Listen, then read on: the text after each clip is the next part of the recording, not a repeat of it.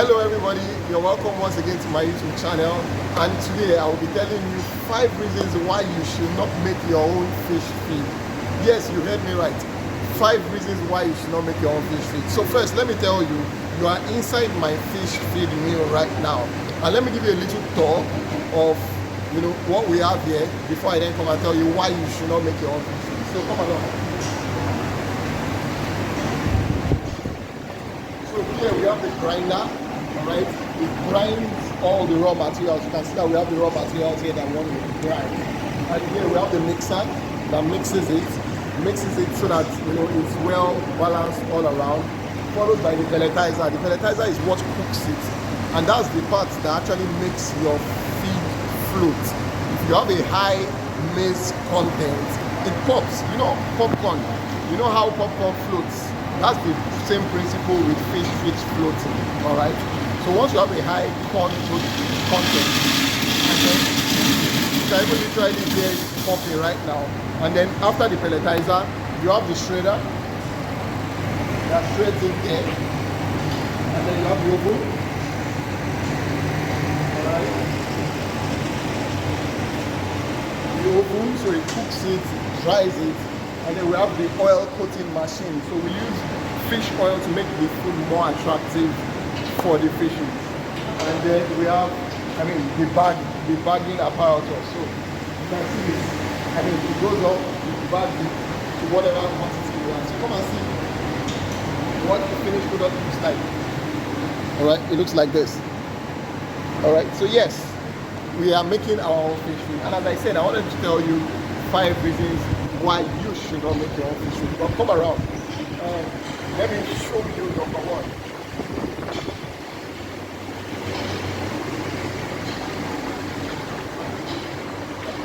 Now, imagine the quantity and the price of the raw materials behind me. See, if you are doing less than 5,000 fishes in total on your farm, I know it is a romantic idea for you to say, I want to make my own feed fish because it will save me so much. But trust me, you saw the machines I just showed you, and you can see the raw materials behind me again.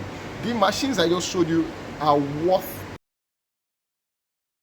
If you're just doing 5,000 fishes, imagine how much. This is like a commercial line, right? It's not even just like a consumption line, it's a commercial line. So I understand if you think that, a consumption line will be quite cheaper, and it will be. But the truth is that for a new farm, you don't want to tie so much money into fixed costs, all right? So we're just starting. We're trying to see if this farm is viable in this place. It's a small enterprise. I'm just doing 1,000 fishes, 2,000 fishes, or 5,000 fishes, even up until 5,000 fishes.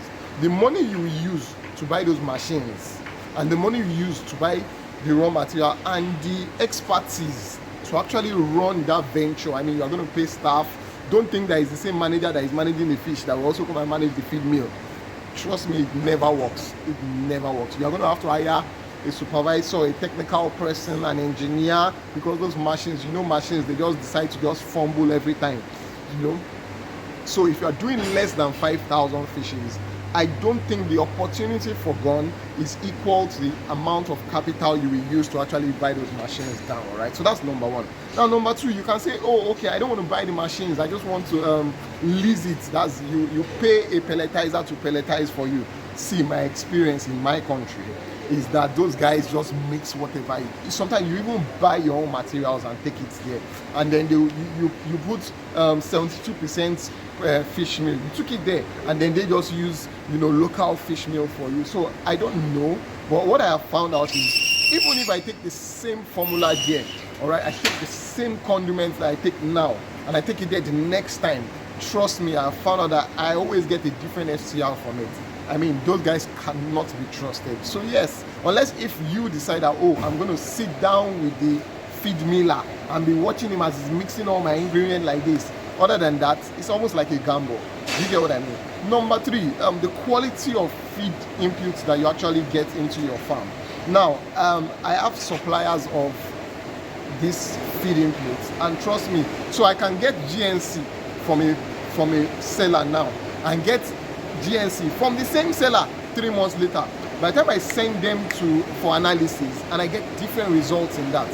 So I'm not really sure if a small older farmer will be thinking at that time to always send his samples to for verification, for analysis. Do you understand? To analyze what exactly the sample is each time you get a product, or you just risk it that, oh, I got it from this person last time, it was good, I'll assume that. So by the time you're putting all those assumptions into place, I'm not particularly sure it's a good use of your time.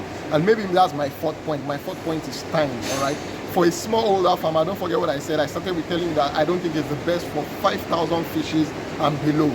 I don't think that the time you would use to say, oh, okay, I'm taking my feed meal materials to this place, I don't think it is worth it.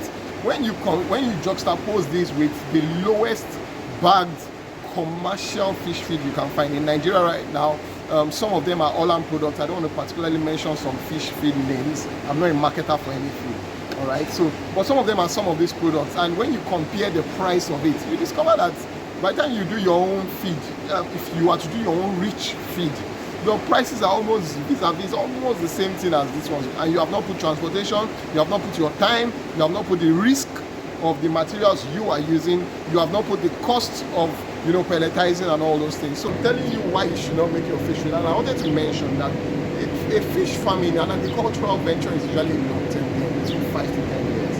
A lot of people are just testing the waters, all right? So you don't even know if it's a viable commercial venture in your present location. I don't think that's the best time to put some fixed costs. I think you should run your first cycle, run your second cycle, your third cycle, before you then backward integrate to say, oh, how can I save costs? And then decide to do your fish feed. But I don't think from the onset you should just decide that you want to go into that. I don't think that makes sense. Do you understand what I mean? I think that you should first start your business, make sure it's a viable venture in your location. Know that this is a long-term game. I'm here for 5 years, 10 years, and then I can amortize the value of the machines over the years. Do you get that? But not that I want to do fish farming now. I want to see how it goes 1 year, 2 years, and you just carry your money out. The money you should use to actually run the operation. You just carry it and use to buy machines for the operations. I don't think that makes sense, right? And let me just give you a little gift. I personally believe that for every expense you spend on a fish farm, you should have equal of it to actually run the operation. That means if you're just about to start your fish farm and you want to use 20 million to build ponds, to set up the farm, I think you should have 20 million naira also available to actually run the business. Do you get that? So a lot of people put in so much money into fixed costs, housing, ponds, machines, etc., and then they don't now have the money to actually feed the fish. Feed the fish to the point that it will be profitable. Because in fish farming, what you are really selling is FCR. What you are really selling is the way your fish converts the feed to weight, and it's that weight that you sell out, right?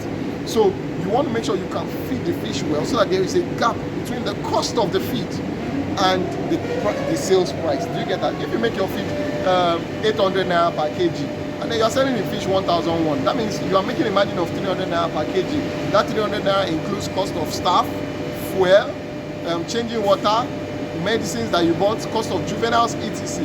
So you want to make sure that you feed the fish. For instance, if that fish now I feed them 2 kg, that's 1,4, and then I sell 1,3, that's 1,1.